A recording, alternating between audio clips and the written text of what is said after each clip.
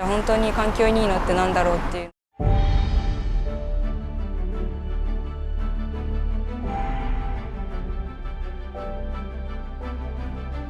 新しいものをどういうふうに開発していくのか。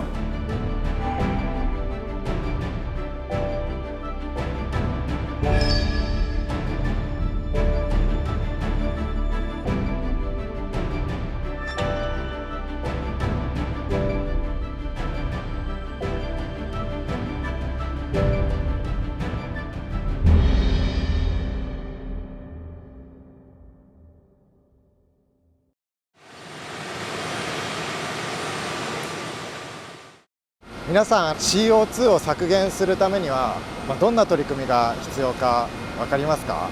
出したものを光合成とか、だから植物を使って逆に取り込んで酸素を出すみたいなのが一番自分が最初に思いつく一般的なものかなみたいな。そうですね。あとは使うエネルギーそのものを下げていく、省エネっていう取り組みも必要になります。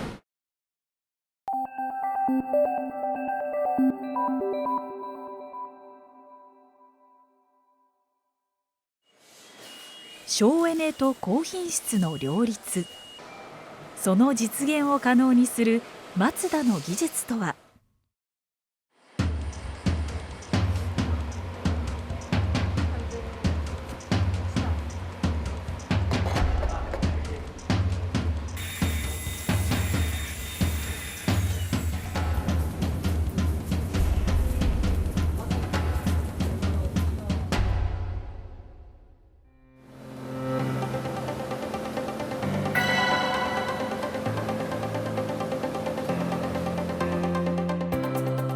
マツダでは20年以上前から CO2 などの削減に着手。すでに有害物質 VOC の削減も可能にしたマツダ独自の塗装システムを確立しています。そして2024年夏、さらなる省エネを実現した塗装機へと進化を遂げました。ここが従来の塗装の仕方と新しい塗装の仕方両方見れるところになっているので、ちょっとそれぞれ見比べて何が違うか見てみましょうか。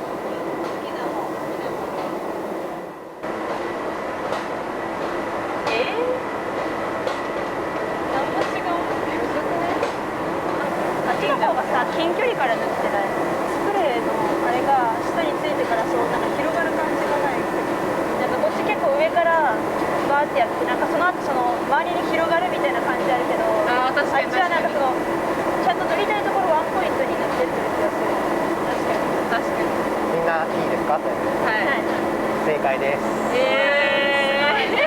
す。違うよね、左右で。そもそも塗装機を変えています。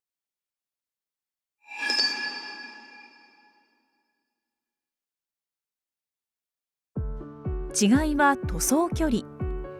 無駄なスプレーを減らすためには車体に近づく必要がありますが、近づきすぎると火花が散ってしまうため困難でした。新たに導入した高塗着塗装機は電気的な制御を進化させることで近距離からの塗装が可能に。塗料の使用量を削減することに成功しました。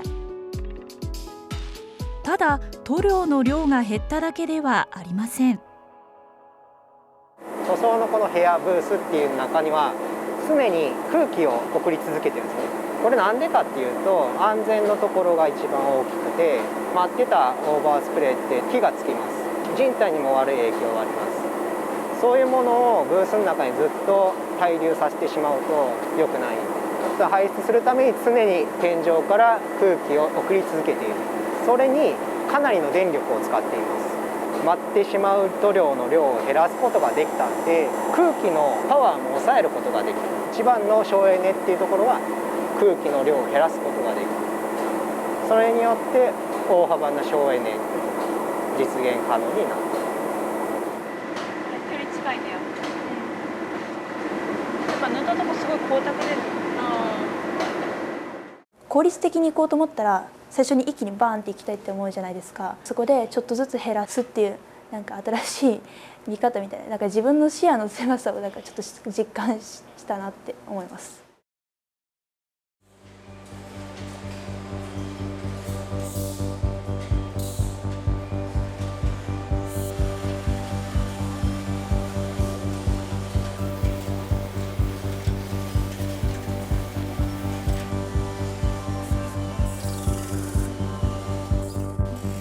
完成までにかかる工程はおよそ1000。膨大な作業の中、ここでも高品質かつ省エネにつながる技術が施されています。ジャストフィットコンベヤーっていうラインなんですけど、でここでもいろんな改善がしてあります。どんな改善がしてあるでしょうか。なかなか難しいですね、これね。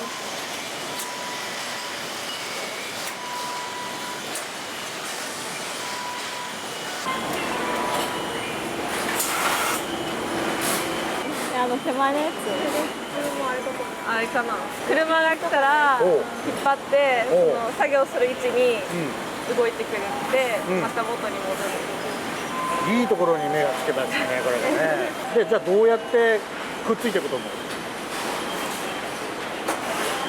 今浮かしてるけど、一定のとこまで来たらストンと落としてこの前で正解。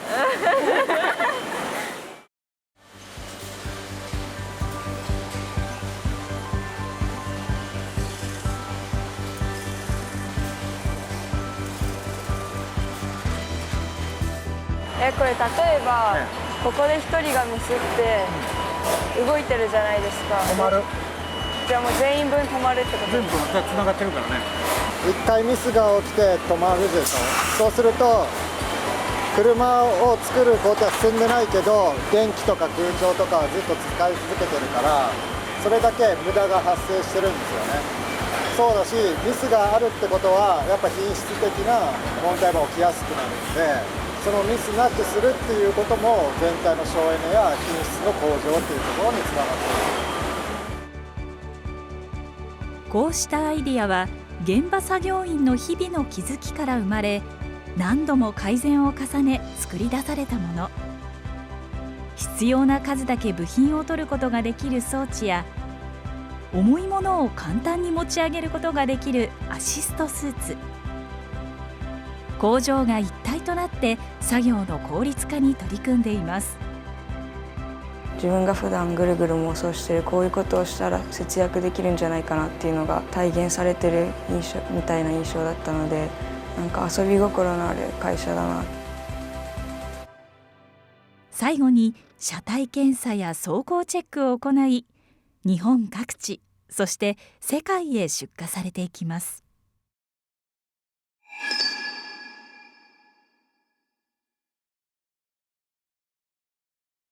完成してから船に乗せるまでの距離がマツダはめちゃめちゃ近いです。他の企業さんはちょっと内陸に工場があるから、海までキャリアカー開いて車を乗せるトラックみたいなのがあるんですよ。あれに乗っけて走っていかなきゃいけないんですね。ここの場合は自分で勝手に走っていけるから、マツダが車を船に乗せるまでの間の区間で出る CO2 の量は圧倒的に少ないですね。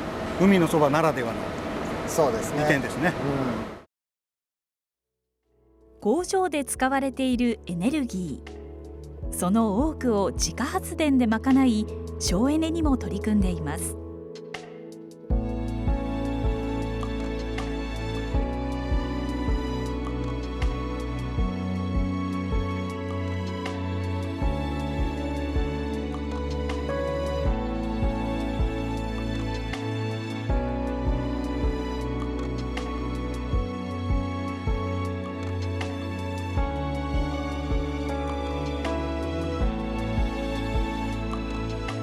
新しい設備が草むらの敷地と完成車が並べられているこの辺りに大きな発電所ができる予定です。今までこの火力発電所で養ってきた技術だったり技能だったりを新しい発電所に継承してですね、効率のいい運転をしていこうとみんなで頑張っています。